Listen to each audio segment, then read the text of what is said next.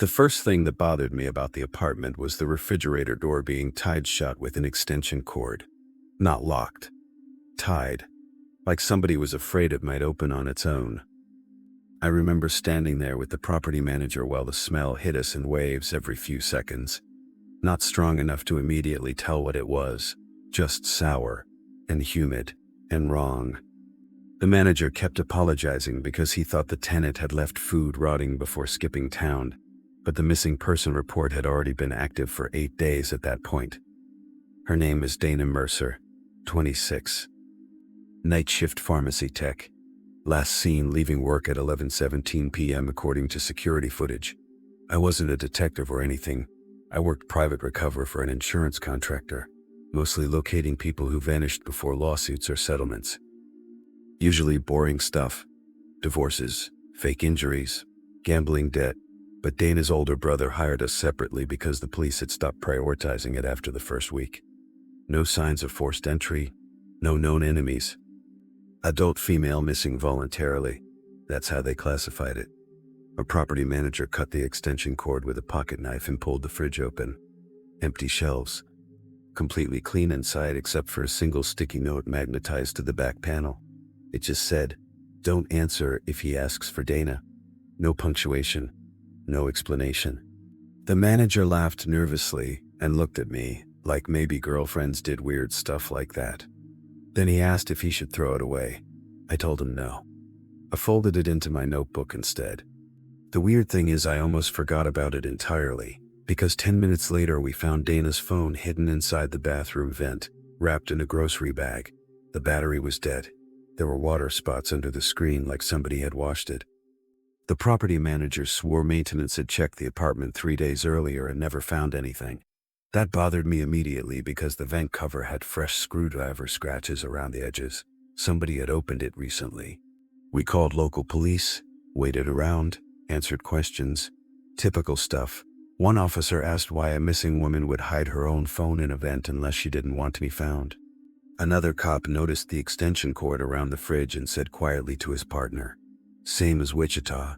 I remember that because his partner immediately looked at him like, "Shut up." When I asked what Wichita meant, neither answered me. By then it was almost dark outside and honestly I should have gone home, but Dana's brother kept texting asking if I found anything useful. So I stayed in the apartment after police left, mostly taking pictures and documenting things. Dana's place was strangely organized for someone who supposedly vanished unexpectedly. Laundry folded, bed made, coffee mug rinsed clean in the sink. Little details kept feeling off.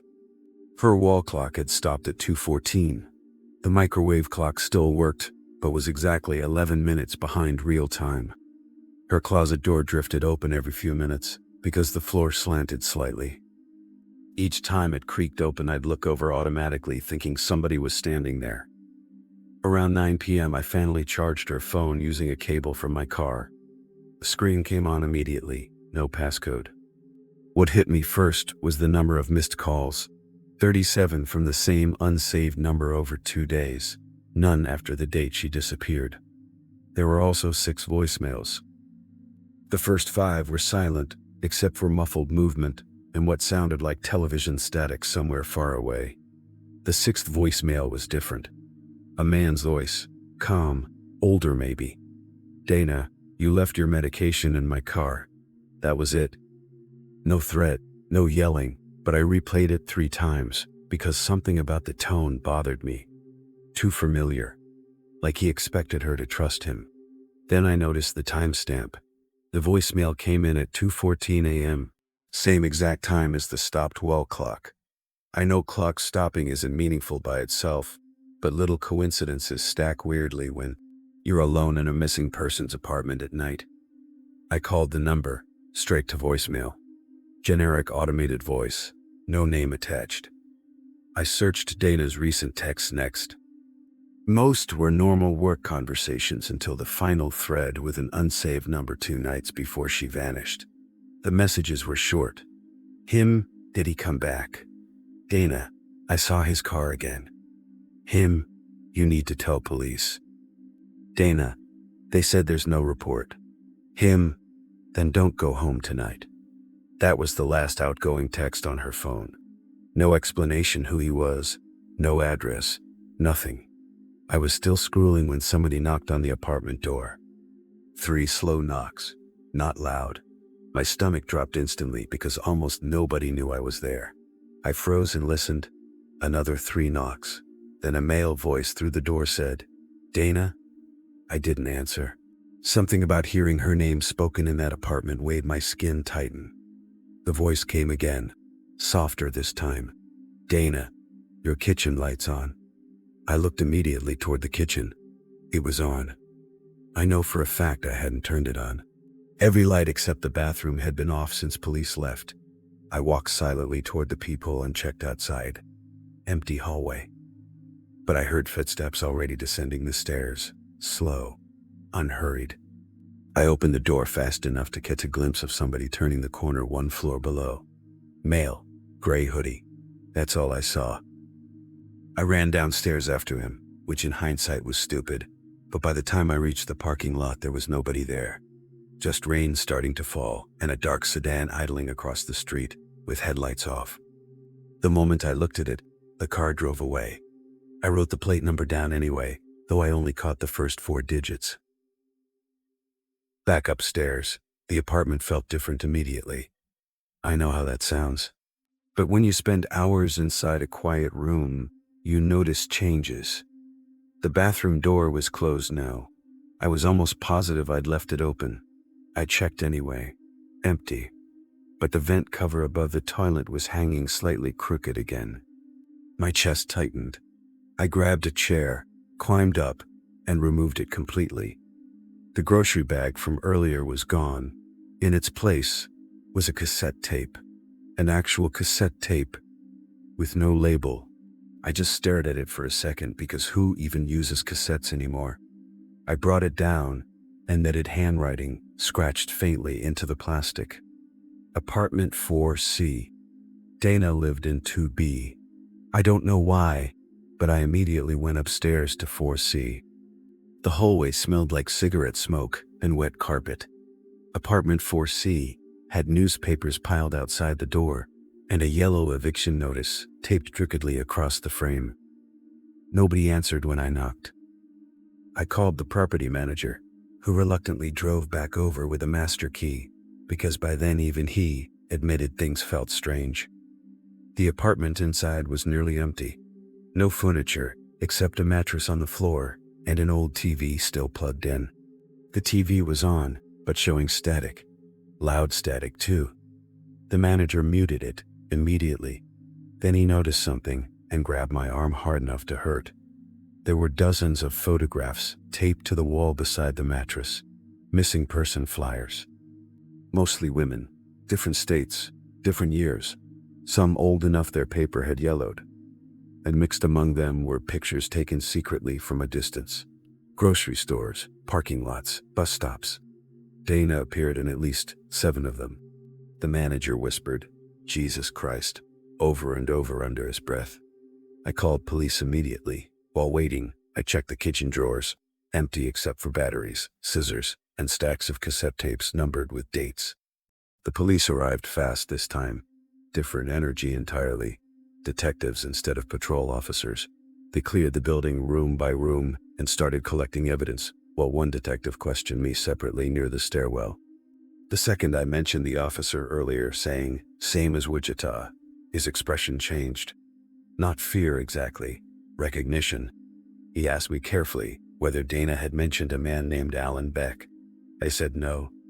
The detective nodded slowly and said not to repeat that name publicly. I asked why. He ignored the question and instead asked whether I'd touched any tapes. Apparently similar apartments had been found in Kansas and Missouri tied to unresolved disappearances. Temporary rentals, minimal furniture, audio recordings, surveillance photos, but no suspect ever stayed long enough to identify. The detective wouldn't say more than that. Then one of the crime scene techs called everyone into the bedroom. They'd found fresh footprints on the carpet beside the mattress. Wet footprints. It had started raining maybe 40 minutes earlier.